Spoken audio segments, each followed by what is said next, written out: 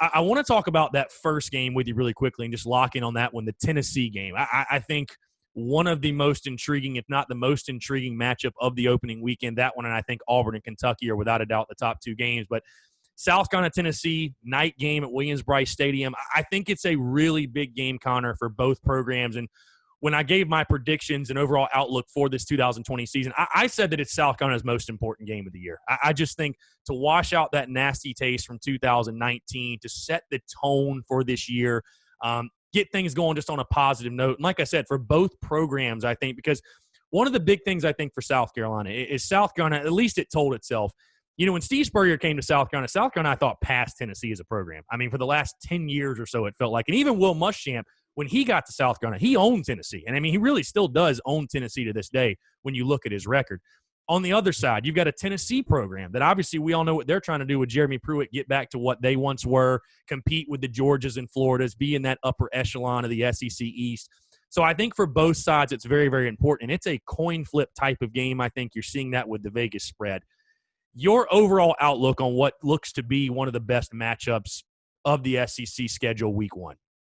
I agree that it's huge for South Carolina to get off on the right foot, to open up with a statement after the way that last year ended, and with all the questions surrounding Will Muschamp's future, it would really do him well. We talk about how those narratives can follow you for 8 months during an offseason like this, I guess a 9-month offseason.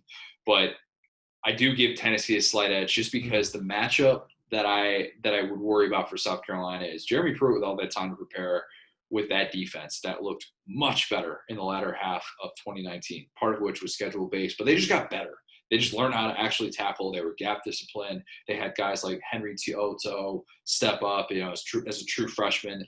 They do have to find those edge rushers. Losing a guy like Darrell Taylor is going to be tough, but that is a team that is recruited extremely well, and especially on the defensive side of the ball, that I think that given what South Carolina has on the offensive side, where we're talking about a new look group that's going to be going through a bit of a transition, the loss of Marshawn Lloyd, but we don't know necessarily if we can expect Ortre Smith in the opener as well. And just all those moving pieces on offense for South Carolina.